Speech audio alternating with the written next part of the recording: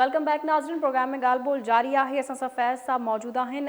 Sir, जीअं त तव्हांखे ख़बर आहे त काफ़ी सारा NGOs जा इदारा आहिनि, उहे कमु करे रहिया आहिनि इन हवाले सां, पर असांखे हमेशह इहा ई ॻाल्हि ॿुधण में आई आहे त जेके उन्हनि खे जेके बि फंड्स मिलंदा आहिनि या उन्हनि खे जेके बि डोनेट थींदो आहे त उहो जेको उन्हनि जो ओरिजिनली जेको कमु आहे उन ते ख़र्चु करण बदिरां उहो पंहिंजी छा ख़र्चनि ते उन रक़म खे लॻाईंदा आहिनि। अवां इन हवाले सां छा चवंदो, जेके NGOs जिन जो कमु ई इंसानी भलाई जे लाइ कमु करणु आहे?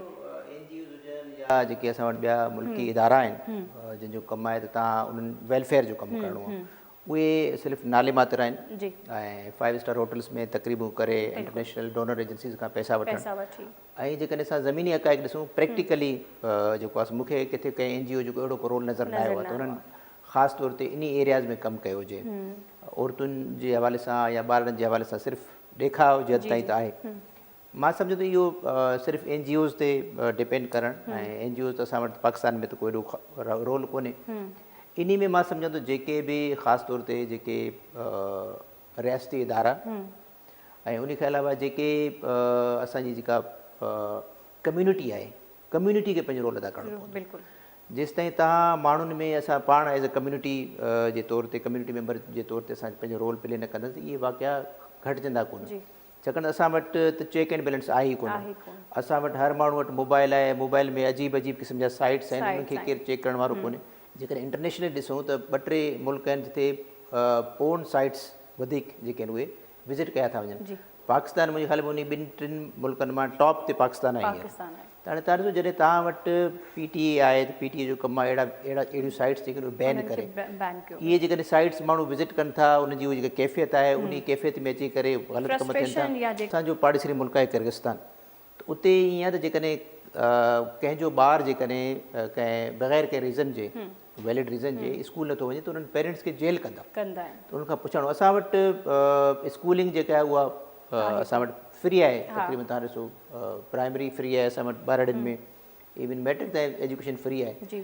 उन्हनि फैमिलीज़ खे पाबंद बणायो वञे त उहे पंहिंजे ॿारनि खे स्कूल मोकिलनि। जेकॾहिं उहे फैमिलीज़ फॉर एनी रीज़न्स नथा मोकिलनि त जेको असांजी कम्यूनिटी आहे, कम्यूनिटी जो रोल हुजणु घुरिजे।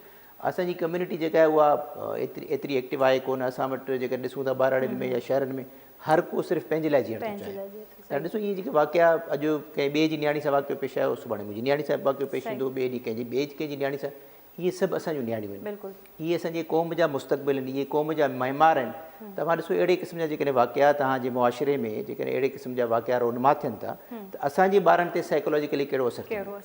इन्हनि मां सम्झां थो इहो वार फुटिंग्स ते फ़ौरन इन ते एक्शन थियणु घुरिजे। जेके बि माण्हू मुलविस आहिनि अहिड़नि हिकिड़े मां सम्झां थो इन जे लाइ लफ़्ज़ कोन्हनि, नंढनि नियाणियुनि सां जेका ज़्यादतियूं थियनि थियूं, अहिड़ा केसिस थियनि था, त मां सम्झां थो इन ते फ़ौरन एक्शन थियणु घुरिजे। पर जेकॾहिं इन में इहो आहे त जेकॾहिं जेतिरी देरि थी त मां सम्झो त अञा वधीक नुक़सानु थी सघे थो। असां इंटरनेशनली असांखे इहो हिकिड़ो पोर्ट्रे कयो थो वञे त असां वटि बिल्कुलु जहालत आहे, असां वटि शऊर कोन्हे। असांजा माण्हू जेके आहिनि उहे अॼु बि जेको आहे जंगल वारो जेको कानून आहे असां वटि। अच्छा सर, अक्सर तव्हां बि ॾिठो हूंदो त जेके ॿाहिरि जेके डेवलप कंट्रीज़ आहिनि उते पंहिंजे ॿारनि खे ख़ासि तौर ते जिन्सी ॾाढाई जे हवाले सां उन्हनि खे एजुकेट कयो वेंदो आहे या उन्हनि खे सेक्स एजुकेशन ॾिनी वेंदी आहे। असां अॼु जेके बहिराड़ी जा इलाइक़ा आहिनि उते इहा एजुकेशन त परे जी ॻाल्हि, उन्हनि खे जेका नॉर्मल हिकिड़ी बुनियादी जेका तालीम आहे उहा बि न मिलंदी आहे। त इन हवाले सां जेका असांजी रियासत आहे उनखे कहिड़ो किरदारु अदा करण जी ज़रूरत आहे या उहे इन शयुनि खे कीअं रोके सघजनि थी? ॾिसो मिस, पर मां सम्झां जेका माउ आहे न जी, उहा माउ तव्हांजी हिकिड़ो जेका बुनियादी दर्सगाह जेको आहे न उहो माउ आहे। तव्हां वटि जेकॾहिं माउ जेका आहे मदर, उहा जेकॾहिं पढ़ियल लिखियल हूंदी त उहा पंहिंजे ॿार खे सुठे नमूने सां उनजी तरबियत कंदी। तव्हां ॾिसो ॿाहिरि मुल्कनि में जेके बि आहिनि डेवलप कंट्रीज़, उते बाक़ाइदे ॿारनि खे सम्झायो वेंदो आहे बैड टच गुड टच, त भई जेकॾहिं को माण्हू तव्हांखे स्कूल में या कॉलेज में या जेकॾहिं तव्हां ॿाहिरि मूव कयो था, को माण्हू तव्हांखे टच करे थो, तव्हांखे उनखे मना करणी या अची करे पेरेंट्स सां उहा ॻाल्हि शेयर करणी आहे।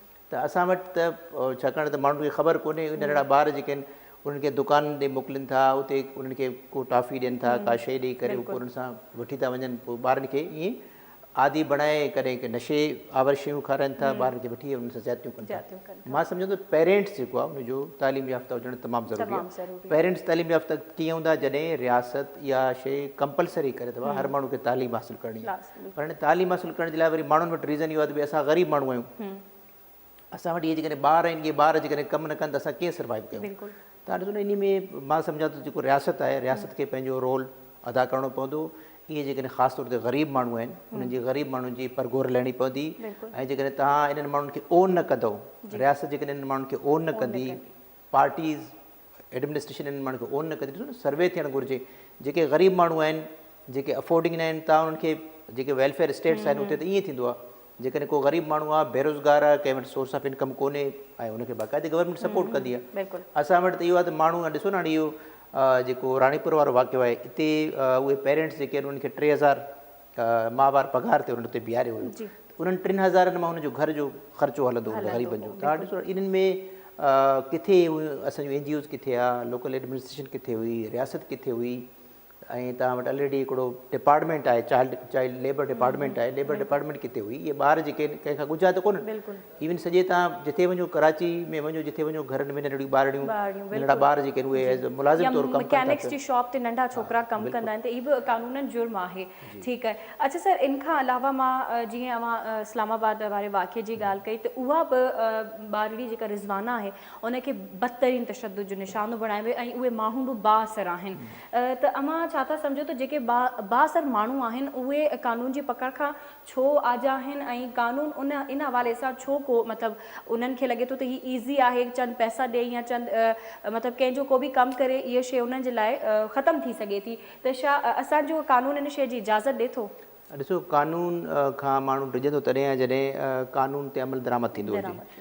असां वटि तव्हां ॾोह कयो ऐं उन खां पोइ कानून जेको आहे तव्हां वटि, असां वटि ख़ासि तौर ते प्रोसिक्यूशन एतिरो त कमज़ोर आहे। तव्हां ॾिसो हाणे इहो जेके वाक़िया थिया आहिनि, इन खां पोइ इहो जॾहिं चालान पेश थींदो, कोर्ट में जॾहिं गवाहियूं थींदियूं, त इहे केस जी जेका आहे उहा पोइवारी न थी सघंदी। त हाणे तव्हां ॾिसो न, जेकॾहिं कानून ते अमल दरामद हुजे ऐं कानून जो, तव्हां ॾिसो अरब कंट्रीज़ में वञो या ॿियनि यूरोपियन कंट्रीज़ में वञो, जिते बि तव्हां ॾिसो जेकॾहिं को ॾोह करे थो, उन ॾोह जी सज़ा हुनखे मिले थी। उन जो हिकिड़ो फ़ियर आहे।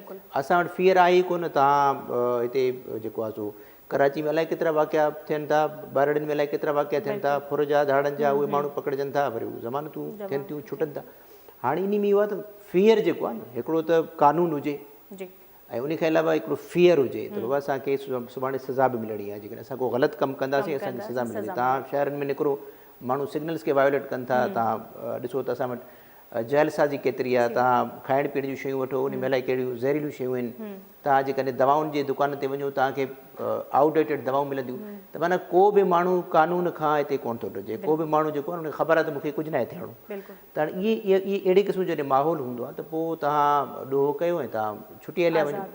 त इन में इहो आहे त ॿ शयूं आहिनि मां जेको सम्झां थो। हिकिड़ो त कानून जेको आहे उहो हरकत में हुजे, ऐं ॿियो इहो आहे त माण्हू खे पंहिंजो अहसासु हुजे त भई मां हिकिड़ो सिविलाइज़ सिटीज़न आहियां, मुंहिंजे मथां ज़िमेदारी आहे त मां कानून जी भञ कड़ी न कयां। जॾहिं तव्हां में शऊर हूंदो, तव्हां पाण एजुकेटेड हूंदव, तव्हांखे अहसासु हूंदो त भई मूंखे सिग्नल खे बि नाहे टोड़णो, मूंखे कंहिंसां ज़्यादती बि नाहे करिणो, मूंखे कूड़ बि नाहे ॻाल्हाइणो, मूंखे कंहिंजो हक़ बि नाहे खाइणो, मूंखे कंहिंसां मतिलबु इहो ॾिसो न, सिर्फ़ु चाइल्ड अब्यूज़ इहो त न आहे। तव्हां जेके असां वटि वाक़िया पेश अचनि, तव्हां कंहिंखे गार गंद ॾियो था, इहो बि अब्यूज़ आहे। तव्हां कंहिंखे मेंटली टॉर्चर कयो था, इहो बि हिकिड़ो अब्यूज़ आहे। तव्हां जेकॾहिं कंहिं माण्हू सां धोखो कयो था कारोबार में, इहो बि हिकिड़ो अब्यूज़ आहे। मां सम्झो त इहे सभु शयूं जेके आहिनि उहे बिल्कुलु नॉर्मल थी सघनि थियूं, सब्जेक्ट टू जेकॾहिं असां सभु माण्हू जेके ऑन बोर्ड हुजूं, सिविल सोसाइटी, कम्यूनिटी, मुख़्तलिफ़ जेके तबिक़े फ़िक्र सां जेके माण्हू वास्तो रखनि था, मुख़्तलिफ़ सर्कल्स में ख़ासि तौर ते मां जेके असांजा सहाफ़ी आहिनि, असांजा सियासतदान आहिनि, NGOs आहिनि, जेके बि माण्हू आहिनि जेके हिन सोसाइटी में मूव कनि था, जेके हिन सोसाइटी जो अहम हिकिड़ो मुंहिंजे ख़्याल में किरदारु आहे, उहे सभु माण्हू जेकॾहिं ऑन बोर्ड हुजनि त असांजे मुल्क में, असांजी सोसाइटी में हिकिड़ो बहितरीनु माहौल थी सघे। तव्हां ॾिसो न, जेकॾहिं कंहिंजो ॿारु आहे, उन ॿार जो खे जेकॾहिं असां ॾिसूं था त उन ॿार सां किथे ज़्यादती थिए थी, या उहो ॿारु जेकॾहिं असां ॾिसूं था कंहिं घिटी में ॿारड़ी आहे उहा अकेली वञे थी, त असांजो फ़र्ज़ु आहे त असां फ़ौरन ई ॿारड़ी खे रोके पुछूं त बाबा तूं काॾे थी वञी, कंहिंसां थी वञी, कंहिंसां गॾु आई आहे, ऐं इहो जेको माण्हू तोखे वठी थो वञे जेकॾहिं कंहिंसां गॾु आहे, त उहो हुनखां क्वेश्चनिंग कयूं। त असां त कंहिंखां पुछूं ई कोन था, जंहिंखे जीअं वणे। तीअं तव्हां ईअं कराची शहर में ॾिसो, तव्हांखे पोश एरियाज़ में माण्हू नज़र ईंदा, उते ॿारड़ियूं ॿार नशो करे रहिया हूंदा आहिनि फुटपाथ ते वेही करे, केरु हुनखां पुछण वारो ई कोन्हे। त हाणे हिते जेको आहे न, इहो आम माण्हू जो कमु कोन्हे, इहे हिते रियासत खे एक्टिव थियणो आहे। रियासत जो कमु आहे भई जेकॾहिं को बि माण्हू कानून खे वायोलेट करे थो त रियासत खे हरकत में अचणु घुरिजे। जेके इदारा आहिनि ख़ासि तौर ते हाणे तव्हां ॾिसो न इहे आई ओपनिंग जे लाइ मुंहिंजे ख्याल में काफ़ी आहिनि। अञा बि जेकॾहिं असांजी अखि न खुलंदी त पोइ त मुंहिंजे ख्याल में देरि थी चुकी हूंदी। बिल्कुलु नाज़िन, प्रोग्राम में वक़्तु ख़तमु थी वियो आहे। तमामु सुठी ॻाल्हि ॿोल रही फैज़ साहब सां, डॉक्टर आशू थामा साहब सां, ऐं एज़ अ सिटीज़न हिकु एज़ अ नेशन असांजी इहा ज़िम्मेवारी आहे या एज़ अ पेरेंट असांजी इहा ज़िम्मेवारी आहे त असां पंहिंजे ॿारनि खे चाइल्ड लेबर या चंद रुपयनि जे एवज़ उन्हनि खे कंहिंजे घर में अखियूं बंदि करे तव्हां नथा छॾे सघो। छो त अॼुकल्ह जो जेको दौरु आहे, इन दौर में मां नथी सम्झां त पंहिंजे ॿारनि जे हवाले सां असां कंहिं ते बि भरोसो करे सघो था। कोशिशि इहा ई कयो त पंहिंजे ॿारनि खे पंहिंजी अखियुनि जे साम्हूं रखो, उन्हनि जी हिफ़ाज़त कयो ऐं उन्हनि खे एजुकेट कयो हर शइ जे हवाले सां। ख़ासि तौर ते जेके 9 खां 10 साल जी उमिरि जा ॿार आहिनि उन्हनि खे अवां ख़ासि तौर ते एजुकेट कयो, उन्हनि खे सुठे ऐं ख़राब जे बारे में ॿुधायो, उन्हनि खे अजनबियुनि सां परे रहण जे बारे में ॿुधायो। प्रोग्राम में वक़्तु थी वियो आहे ख़तमु। इंशाअल्लाह ईंदड़ हफ़्ते कंहिं सुठे इशू सां गॾु अवां जी ख़िदमत में हाज़िर थींदासीं। मूंखे फैज़ साहब खे ऐं मुंहिंजी टीम खे ॾींदा इजाज़त। अल्लाह हाफ़िज़।